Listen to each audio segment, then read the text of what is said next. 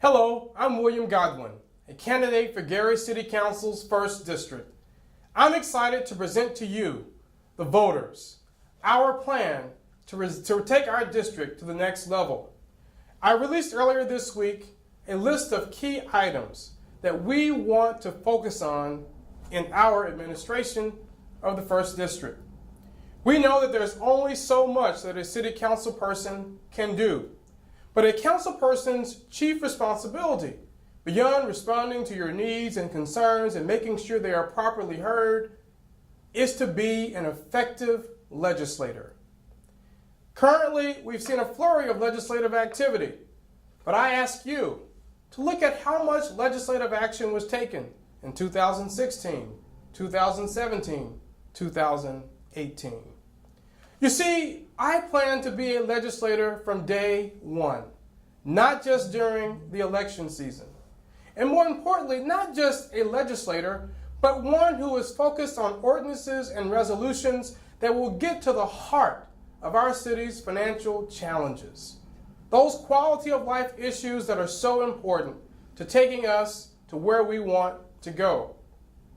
I want you to know that I hear you as I travel around our district and walk from one door to the next, those kitchen table concerns, which I've called the 5 Ps: paving, potholes, parks, plowing, and public safety.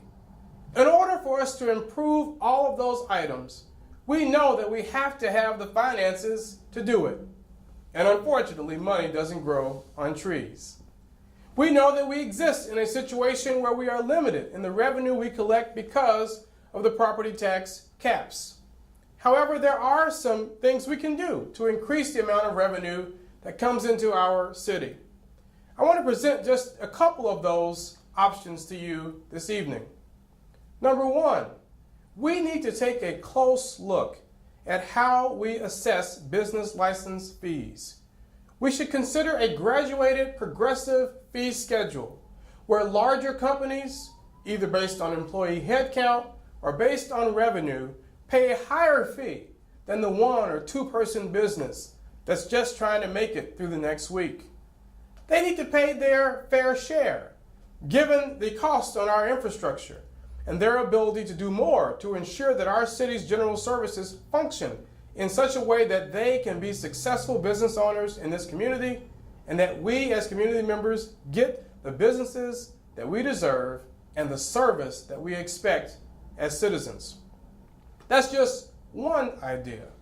A second idea that I want to offer to you is to look very closely at our public advertising, private advertising that happens in public places. Right advertising, as many of you have seen, is a vendor that is throughout the city, including the 1st District. But we need to make sure that they are paying the relevant fees, or that there is a revenue share agreement in place to ensure that the city receives economic benefit from their ability to privately advertise in public space. I have many more ideas about how we can raise more money as a city, but I thought I would share those 2 with you today. There's been a lot of questions about the city's debt, and we know that you cannot borrow your way out of a deficit. You must make strategic cuts as well as other reforms to ensure that if you do borrow, not only can you pay the money back, but that you can actually cut costs in systemic ways that will be to the long-term benefit of the city. I know that the sale-leaseback agreement, which has not actually been inked yet with any particular investor, but has only been approved in its form, is a very controversial move. But I would say that it was appropriate to give the mayor and her administration the option to go out and explore to see if investors were interested. But any debt, whether it's the sale-leaseback or any kind of bonding that goes on, must have some key criteria that a council person like myself would consider before ever voting to support such a measure. Number one, is the debt absolutely necessary to preserve vital city services? We all want someone to respond when we call the police or we call the fire department. We want the streets to be plowed.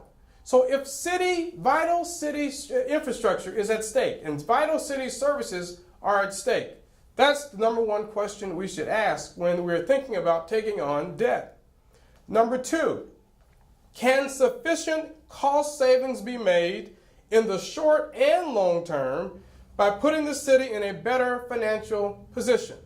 For example, if the city is in a very, very bad insurance position because of the inability to pay our bills on time, could such a debt maneuver help us bargain for a better rate that will help us in the immediate and as well as in the long-term future?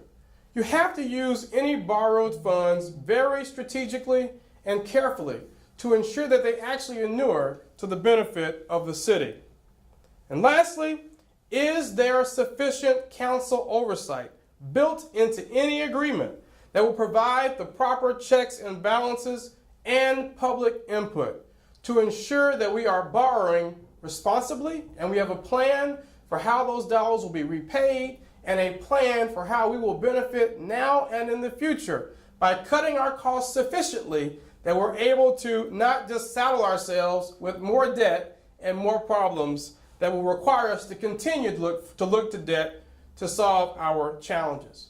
So we have to increase revenue because it has already been shown by PFM when the forensic audit was conducted many years ago that we cannot cut our way out of this situation. We have to raise the revenue in order to get out of this situation. So number one, we want to legislate and to use that power by building relationships across the council. I will be one of 9 votes. It takes 5 to get anything done. But building those relationships and making the case is what we must do and what I will do as your next 1st District council person. Next, I want to advocate on your behalf. I hear the concerns, I feel the concerns, I know the concerns around protecting our beach. Let me be clear, our city has a lot of amazing assets. From the airport to the university, Marquette Beach is our number 1 tourist attraction. It draws folks from all over the world who come to enjoy what we have to offer. And most importantly, for those of us who live here, we enjoy going to the beach, entertaining ourselves at the beach. It must be clean. It must have proper parking meters in place to ensure, again, that revenue is properly collected. And it must be something that we can be proud of, that it will represent our city and our community well. We have to put a top priority on ensuring that Marquette Park and its beaches and Lake Street Beach are well taken care of. Now that we've achieved national park status, there will be even greater attention on our beach. So we have to hit that issue very hard and very consistently on day one. I also understand the very serious environmental concerns to save our dunes, to protect the natural habitat. We all know, and there's going to be some important meetings coming up soon, about what will happen at Lake Street Beach, the new development around a hotel and other assets that will be built there. It is important that any building that takes place only happens in already improved areas and that the dunes and the natural environment are not disturbed. I promise to be your advocate in ensuring that that in fact is what happens.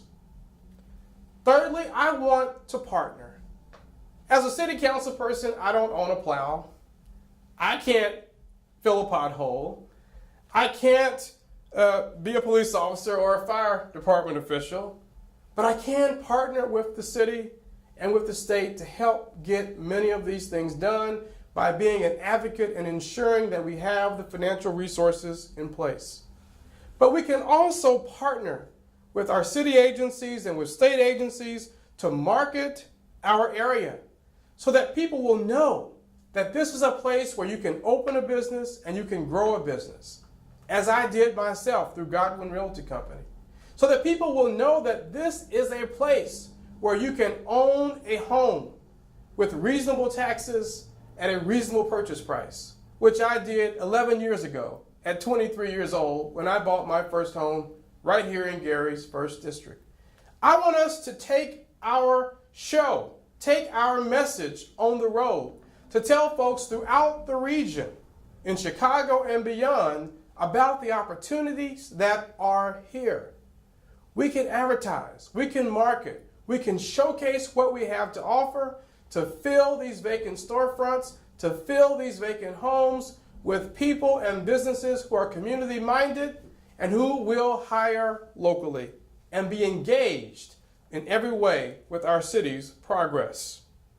I want us to partner with city and state agencies to have better wayfinding. We call it guiding. When you come down 12 and 20 and you approach Etna Street and you approach Lake Street, you should know the exciting things that are happening there. There should be a big sign that says Lake Michigan Beaches. Turn left in 500 feet. Turn left at the next stoplight.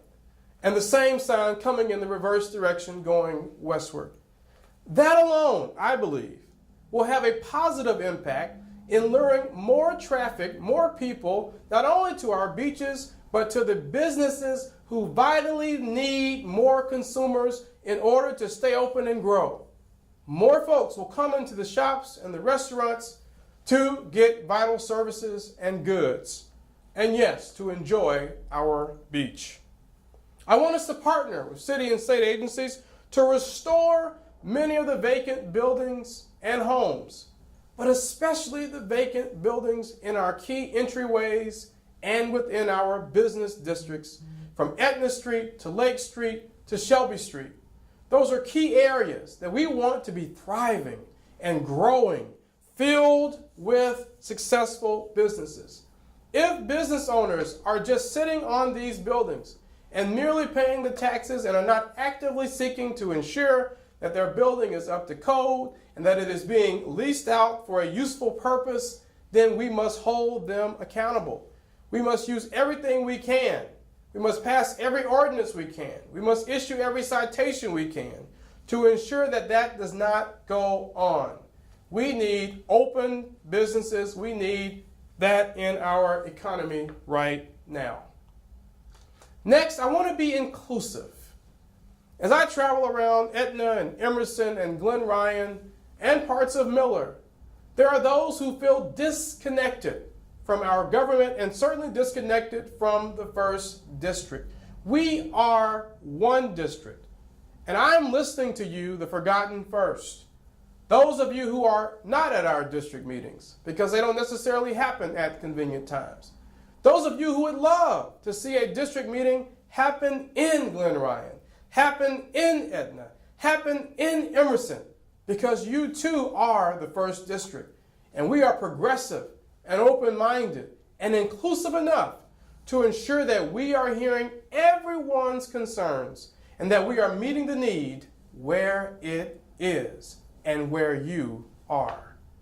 I want us to not just be inclusive in terms of having meetings, but to really see how can we work together throughout the district. A few weeks ago, I was privileged to attend worship service at Progressive Community Church in Emerson, where they are a national model for green urbanism.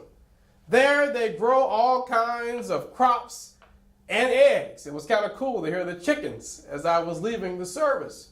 But more meaningfully, I know that they have historically partnered with businesses on Lake Street, like Anna's Kombucha Cafe, who has sold their eggs before. Now that's a beautiful thing. A church in Emerson that works with its community to grow organic foods. A business on Lake Street in Miller that works with all communities in the region to sell and market those healthy organic foods. All of it happening right here in Gary's 1st District. It is those kinds of partnerships, that kind of working together, that kind of teamwork spirit that we want to spearhead more of. It's doable. It's already happening. We just need to do more of it, and we need to facilitate it in such a way that it is institutionalized and not out of the norm. I want us to increase our neighborhood pride. I want to see banners going down Lake Street, banners going down Grand Avenue, banners going down Clay Street, banners going down Etna Street that will liven up the place and showcase many of the opportunities, many of the historical figures, many of the current businesses and the assets that we can all be proud of. I want us to have that sense of pride where we celebrate each of our individual and unique neighborhoods, but we come together as a team to work together when and where we can, as often as possible. Well, all of these things are great, but it still comes down to the money. And it still comes down to many of those kitchen table issues. The 5 P's: paving, potholes, parks, plowing, and public safety that you have told me are so important to you. I would love to sit and promise you the world, but here is what I can tell you. In me and in our team and in all of us working together, you will have an independent, savvy, collaborative, open-minded, progressive leader who wants to get things done, who's not interested in merely holding a position, but wants you to judge me by the specific, measurable results that you see. I have shared with you all of these aspects of not only our campaign, but our vision for what the 1st District can be and what the city of Gary can be.